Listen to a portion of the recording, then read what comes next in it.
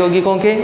अभी हम CX बंध की प्रकृति पढ़ रहे हैं, उससे पहले CX बंध की प्रकृति पढ़ें तो उससे पहले हम थोड़े एरोमेटिक हेलोजन वाले यौगिकों के नामकरण पढ़ लेते हैं। देखिए कि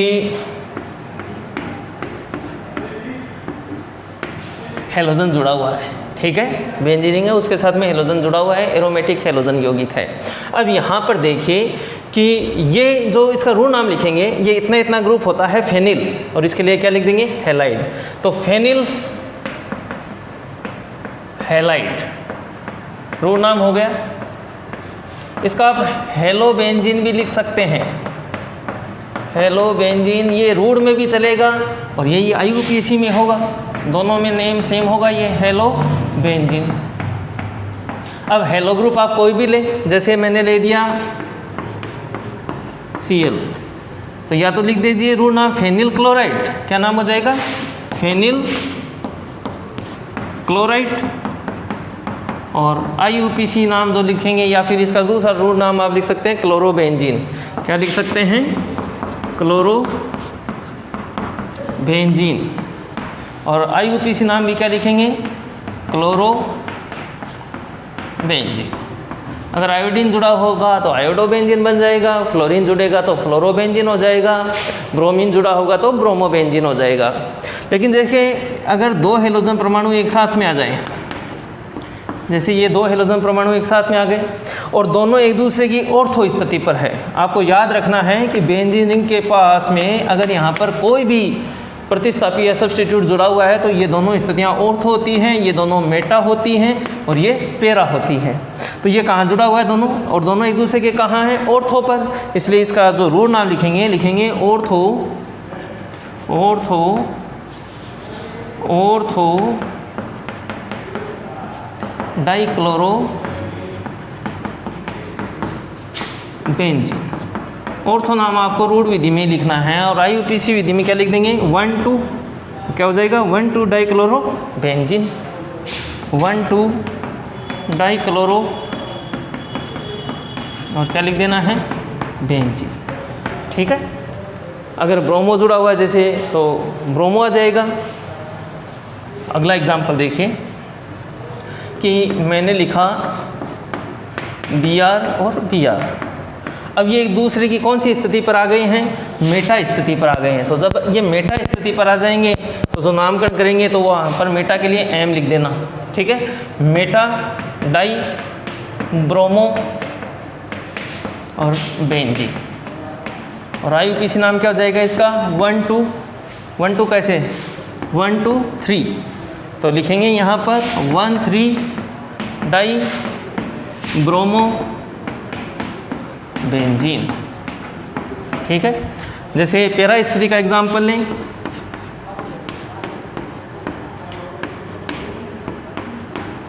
ये दोनों एक दूसरे की पेरा पोजीशन पर हैं, तो इसका ऋण नाम क्या हो जाएगा, पेरा, पेरा के लिए P लिखेंगे, पेरा die bromo, die bromo, bromo कैसा आयोडो है ना, डाई आयोडो, आयोडो बेंजीन, ठीक है। और IUPAC नाम क्या हो जाएगा बेटा, देखो काउंटिंग कर लेते हैं, 1, 2, 3, 4 पर हैं एक दूसरे के, तो क्या लिख देंगे, 1,4 डाई ब्रोमो, अरे आयोडो, आयोडो बेंजीन, ठीक है। अब जैसे मान लीजिए ये आ गया,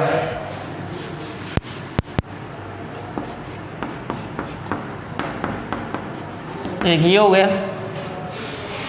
एक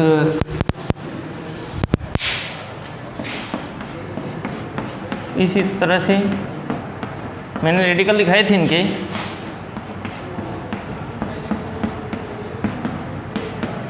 तो देखिए भाई ये इतना इतना क्या है, बेंजिल, क्या लिख देंगे, बेंजिल क्लोराइड, क्या लिखेंगे इसका ऋण नाम, बेंजिल क्लोराइड। वैसे ही ये इतना इतना क्या है भैया, बेंजल, तो बेंजल क्लोराइड लिख दीजिए या बेंजल डाइक्लोराइड लिख दीजिए, एक ही बात होती है।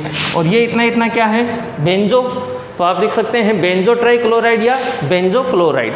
अब IUPAC नाम कैसे लिखेंगे, तो IUPAC नाम कैसे लिख सकते हैं, देखो दो तरीके से नाम लिख देंगे इसका। क्लोरोमेथिल बेंजीन, क्या लिख रहे हैं, क्लोरोमेथिल बेंजीन। और ऐसे अगर आप कार्बन काउंट कर लेते हैं ये, तो क्या लिखेंगे, क्लोरोफेनिल मेथेन, क्लोरोफेनिल मेथेन। ठीक है, जैसे इसका नाम लिखना है आपको, कार्बन काउंट कर लेते हैं तो क्या लिखेंगे, डाइक्लोरोफेनिल मेथेन, डाइक्लोरोफेनिल मेथेन। और इसका क्या नाम लिख देंगे, ट्राइक्लोरोफेनिल मेथेन। ठीक है, तो ये लगभग एरोमेटिक जो कंपाउंड है उनके IUPAC और रूट नाम हो गए हैं। अब हम पढ़ेंगे CX बंध की प्रकृति। देखिए CX बंध की प्रकृति में क्या है, कोई भी हेलोजन युक्त जो यौगिक होता है उसमें कार्बन के साथ में जो हेलोजन जुड़ा होता है, और हेलोजन क्या हो सकता है, फ्लोरीन, क्लोरीन, ब्रोमीन और आयोडीन। ठीक है, कार्बन की विद्युत ऋणता होती है बेटा 2.5, कितनी होती है, 2.5, कुछ किताबों में 2.4 भी लिखा हुआ मिलेगा। फ्लोरीन की कितनी होती है, 4.0, ऑक्सीजन की कार्बन की क्लोरीन की होती है 3.0, ब्रोमीन की लगभग जैसे 2.8 और इसकी 2.7 ही अच्छा होती है। तो यहाँ पर देखिए कि ये जो जितने भी तत्व हैं इनकी विद्युत ऋणताएं कार्बन से क्या है, ज़्यादा है। और विद्युत ऋणता ज़्यादा होने से जो साझे के इलेक्ट्रॉन होते हैं वो किसकी ओर विस्थापित हो जाएंगे, हेलोजन परमाणु की ओर विस्थापित हो जाते हैं। और हेलोजन परमाणु की ओर अगर विस्थापन हो गया तो हेलोजन पर तो आंशिक कैसा आवेश आ जाएगा, नेगेटिव, और कार्बन पर आंशिक आवेश कैसा आ जाएगा, पॉजिटिव। तो यहाँ पर ये देखिए कि पॉजिटिव नेगेटिव आने से ये एक डायपोल की तरह कार्य कर रहा है, एक द्विध्रुव की तरह कार्य कर रहा है। तो जब बंध बनता है तो सहसंयोजक होता है, लेकिन विद्युत ऋणता के अंतर के कारण जो इलेक्ट्रॉनों का विस्थापन हेलोजन परमाणु की ओर हो जाने के कारण ये बंध ध्रुवीय सहसंयोजक बंध बन जाता है। कौन सा बंध बन जाएगा, ध्रुवीय सहसंयोजक।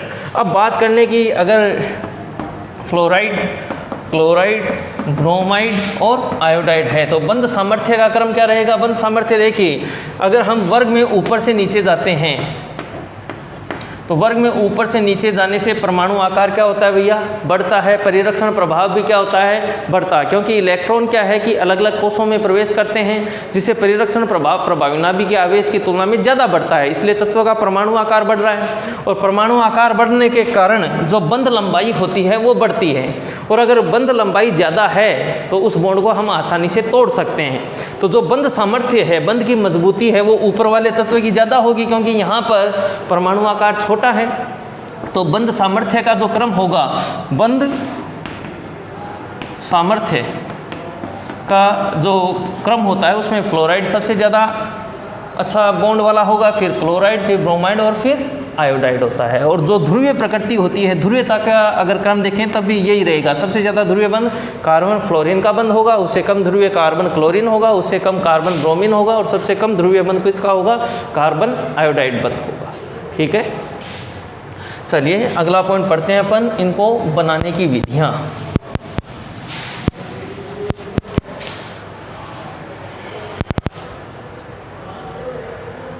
एल्किल हैलाइड या हेलो एल्केन बनाने की विधियाँ। और एल्कोहल बनाने की जो विधियाँ हैं उसमें सबसे पहले हम सीखेंगे एल्कोहल से, कि हम एल्कोहल से किस प्रकार से हेलो एल्केन बना सकते हैं। तो एल्कोहल जो होता है उसकी क्रिया हम यहाँ पर अगर HX से करा दें, हाइड्रोजन हैलाइड से करवा दें, इसमें भी पहला क्या, एल्कोहल से भी किसे, HX से। HX का मतलब है हाइड्रोजन हैलाइड से। तो देखिए कि कोई भी एल्कोहल की क्रिया अगर हम किससे करवाते हैं, हाइड्रोजन हैलाइड से करवाते हैं, तो यहाँ से देखिए ये क्या बाहर निकल गया, H2O, और हेलो एल्केन बन रहा है। एक सामान्य आदर्श अभिक्रिया जो HX से होती है उसका ये नॉर्मल सा एग्जाम्पल है कि जब भी किसी एल्कोहल की क्रिया हम HX से करते हैं तो क्या बनता है, RX, हेलो एल्केन बन जाता है। अब हम बनाएंगे, क्लोराइड भी बनाएंगे, ब्रोमाइड भी बनाएंगे, आयोडाइड भी बनाएंगे। तो कैसे बनाएंगे, देखिए कि क्लोराइड बनाने के लिए हमारे पास में सबसे अच्छा अभिकर्मक जो होता है उसको कहते हैं हम ल्यूकास अभिकर्मक। क्या कहते हैं, ल्यूकास अभिकर्मक।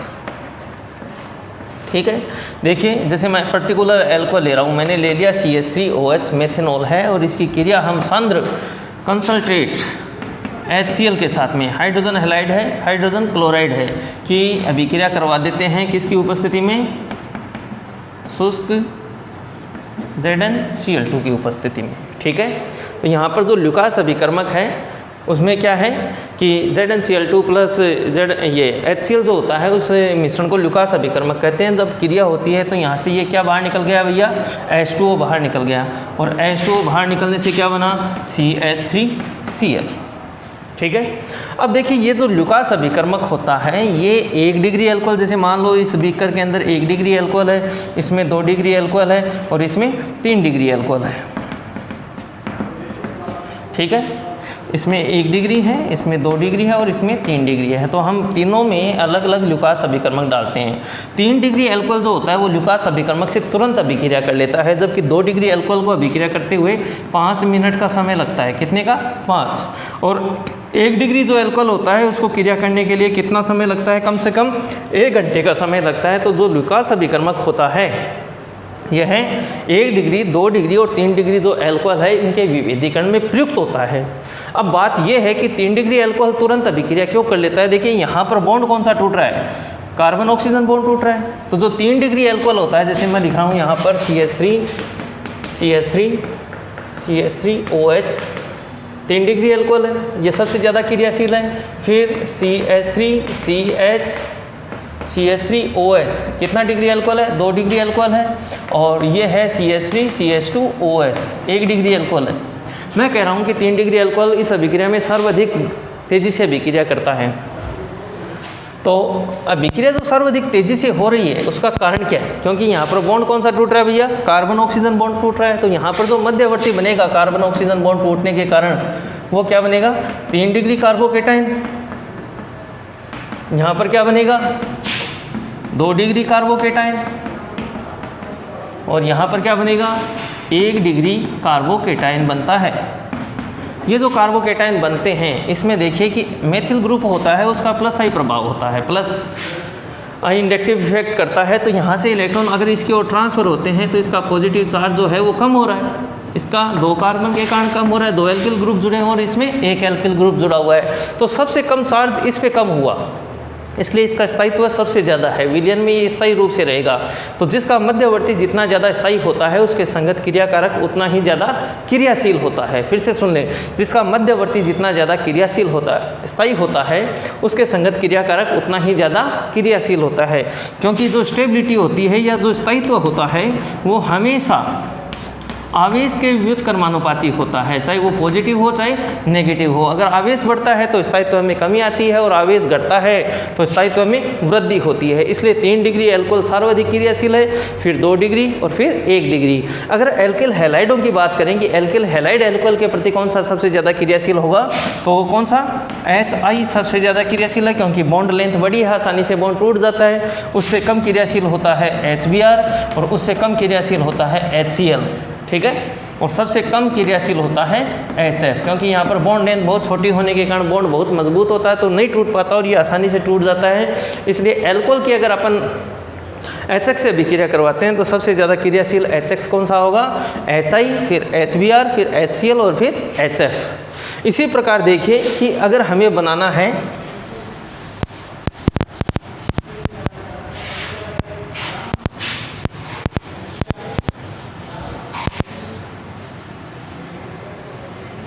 RCl बना दिया हमने लुकास अभिकर्मक से। अगर हमें बनाना हो RBr, तो RBr कैसे बनाएंगे, तो RBr बनाने के लिए हमें HBr चाहिए और HBr को बनाते हैं हम किससे, NaBr प्लस इसकी क्रिया करवा देते हैं H2SO4 से। किससे करवा देते हैं, H2SO4 से करवा देते हैं। तो जब हम NaBr या KBr की अभिक्रिया, पोटेशियम ब्रोमाइड या सोडियम ब्रोमाइड की क्रिया H2SO4 से करवाते हैं तो बनता क्या है, HBr प्लस NaHSO4।